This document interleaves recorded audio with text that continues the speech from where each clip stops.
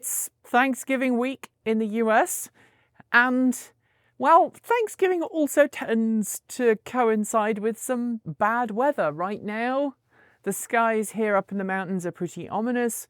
We had a massive bomb cyclone yesterday that we are still kind of dealing with, and luckily, here at the house, we are one of the few people in the region who didn't get a power cut, which is good because my Ford home integration system is still broken. But what if you have a Thanksgiving meal that you would like to prepare for family and the power goes out? Maybe it goes out the day before Thanksgiving. Or maybe the power's been out for a while and you just want to cook something healthy and nutritious for your family that is warm, and your only source of power is your EV. Stick around, I'm going to give you some tips and tricks.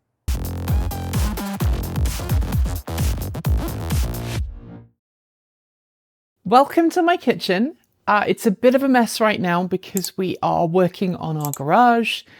So all of the storage that we would normally use for the kitchen is being taken up by stuff from the garage. There are two border collies wandering around right now, so if you hear strange noises, it's probably them. They like being involved when I'm filming, but just please forgive the chaos. I had already planned to do this video months ago, and I was going to do it using a simulated Thanksgiving cooking session using our F-150 Lightning and our Ford home integration system. Unfortunately, that broke. So instead, I'm going to talk through some of the basics of powering your home, or rather doing cooking using your EV. Before we get into vehicle specifics, I do want to remind all of you that you should be following safe food practices.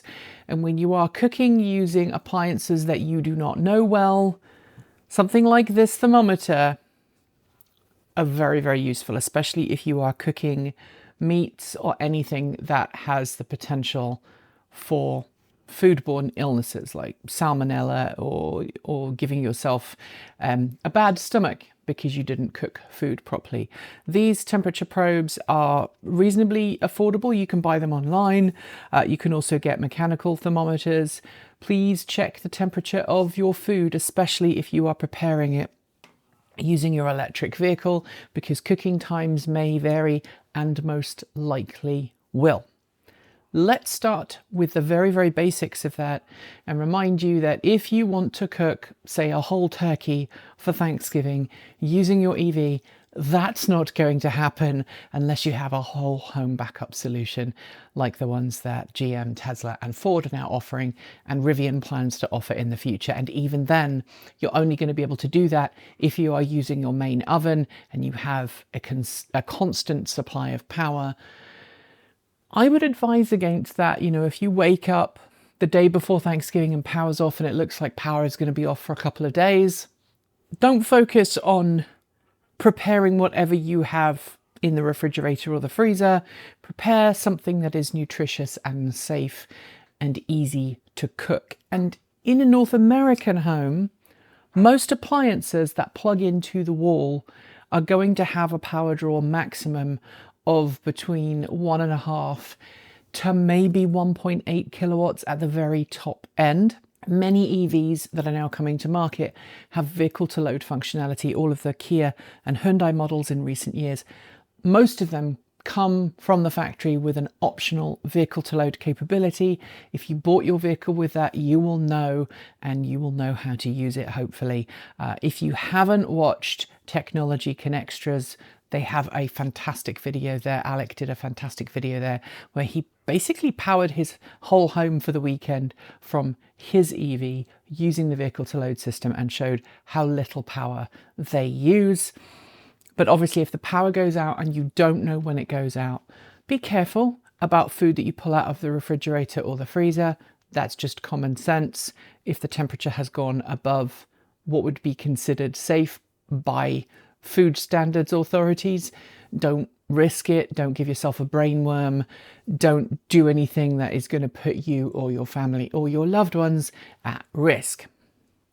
To appliances though, if you're going to be powering your you're cooking for Thanksgiving or some other important meal from your EV, bear in mind that most appliances, while they will pull a constant draw of maybe no more than about 1.5 kilowatts, they may spike initially and they may have that initial inrush current when you turn them on for the first time.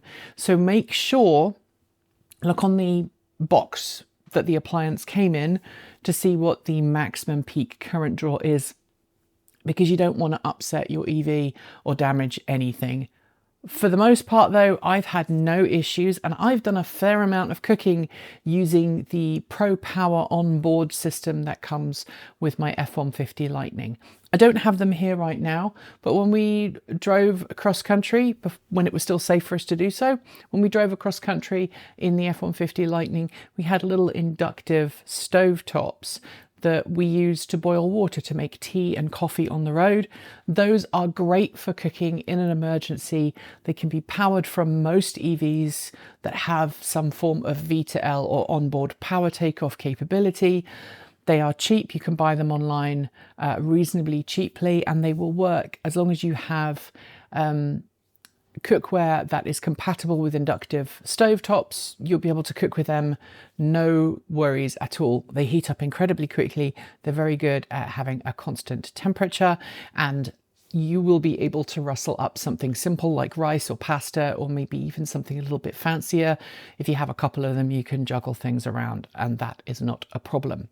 If you know that your EV is capable of providing a constant power for a long period of time, another option would be to use like a slow cook, like a crock pot. I have one down here. I use my crock pot a lot. You plug them in.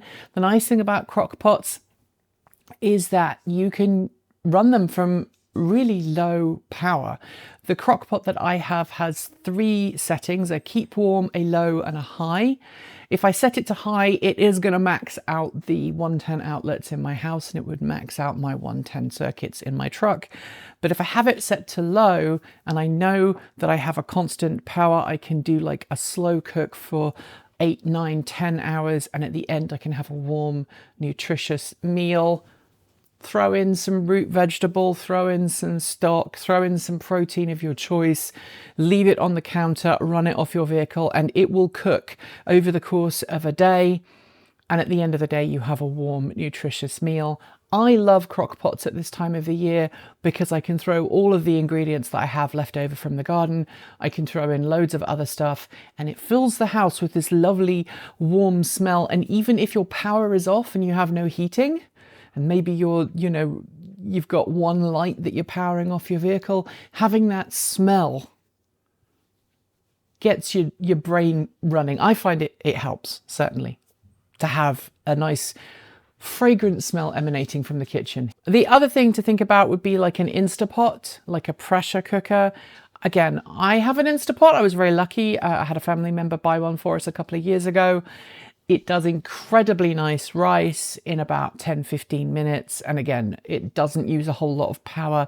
It plugs into a mains outlet and you have nutritious food very, very quickly. And because it works on pressure rather than just pure power to heat the food up, you find it cooks pretty quickly as well. So it doesn't drain your car's battery pack too much. I'm going to give you some other options for cooking food from your EV using low power devices in a second.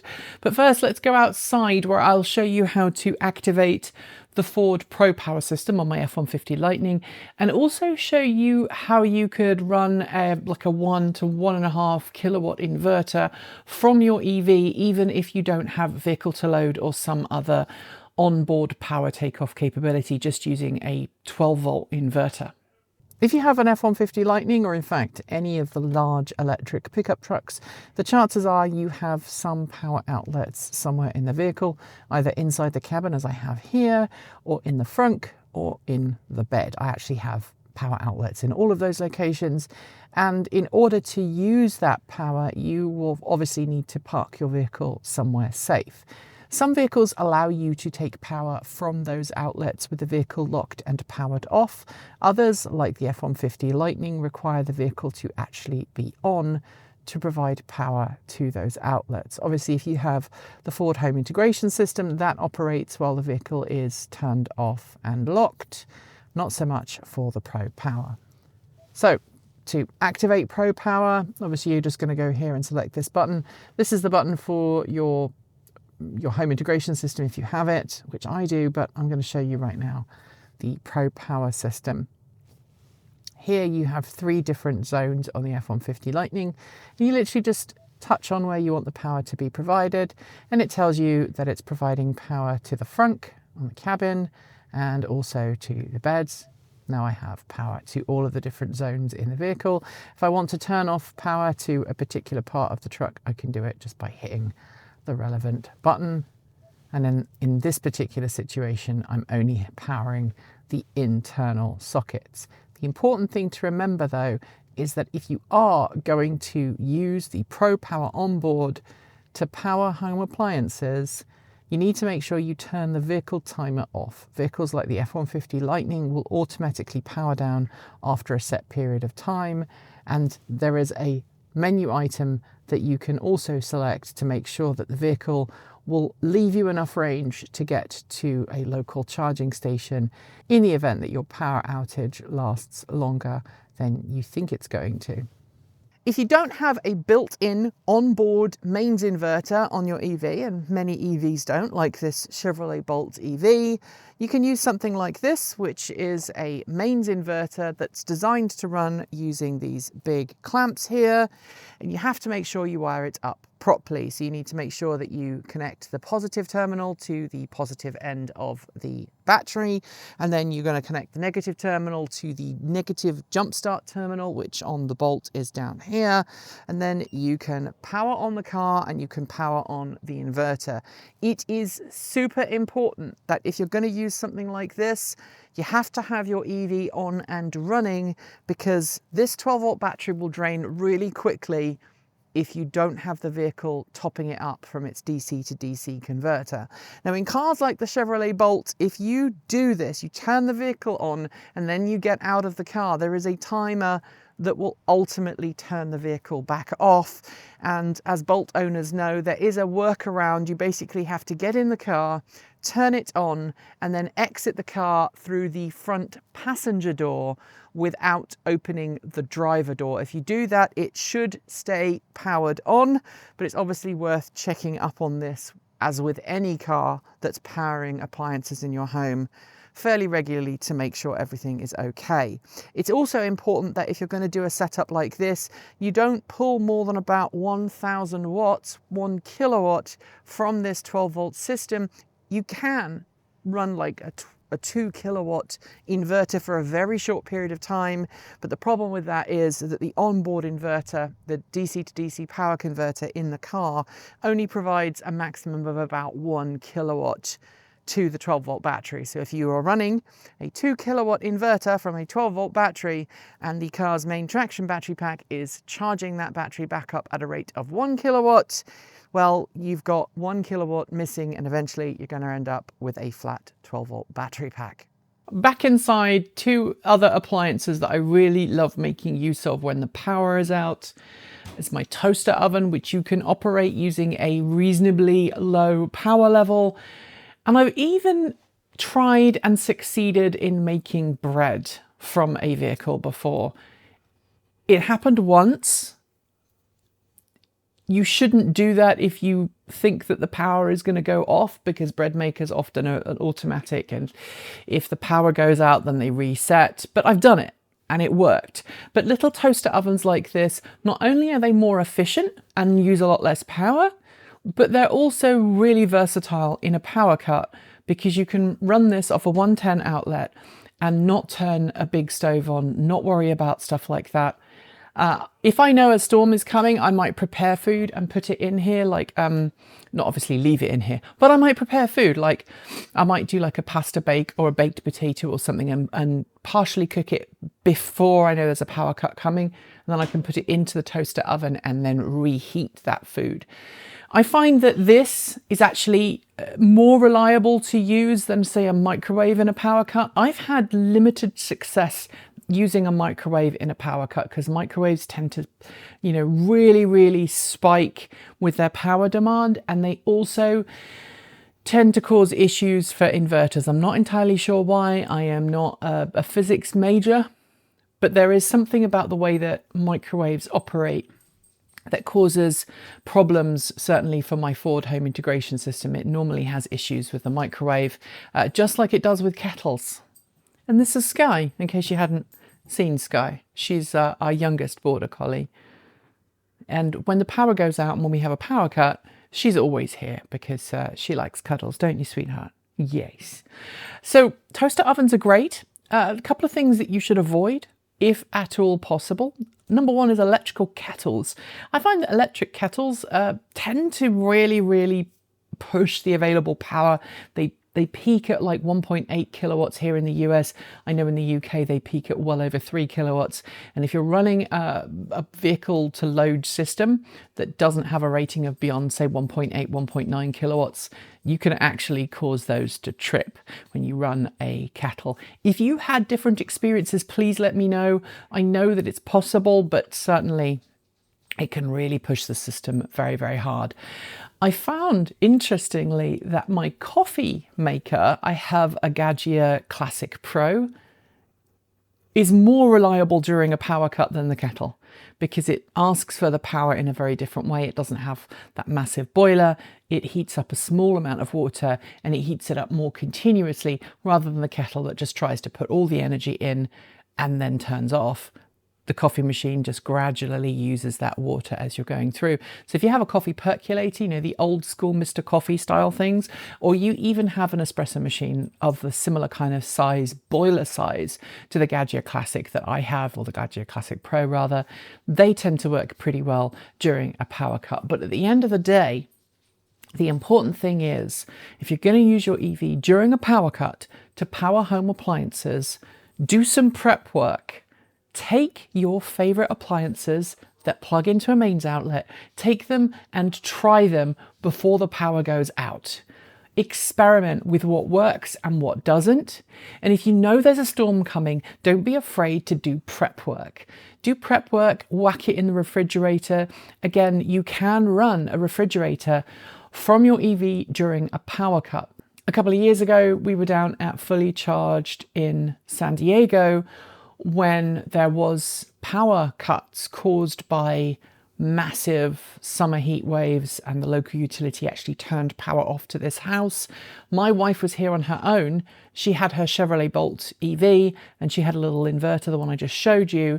But because she didn't get to this before the temperature had started to dramatically change, she couldn't run this off of the Bolt. Had she plugged it in the moment the power went off, and this was already cold, she would have been able to have kept this cold and kept it running. It's all to do with the physics, the thermodynamics. It takes more energy to change the temperature of something than it does to keep it at a constant value. So the important thing to remember is if you have a power cut that is sudden and you are at home and you have vehicle to load or some other backup solution using your EV, make sure you plug your refrigerator, your freezer in straight away, because then it will likely operate with no problems. But if you wait for like 20 minutes, an hour, 2 hours, and then plug it in, the compressor in these large American refrigerators can be quite powerful. The inrush current that they produce can trip systems like the Pro Power system, and it can cause problems.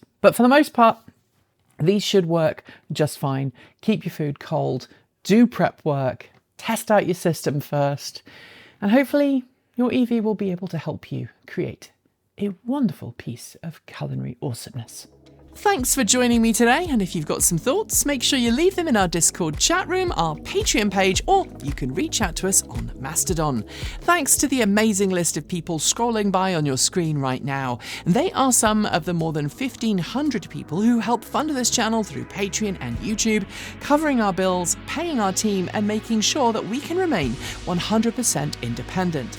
If you'd like to join them and see your name listed here, just follow the links below. There are a range of different tiers that you can sign up for from as little as $1 a month, or if you pay yearly, just over $10 a year.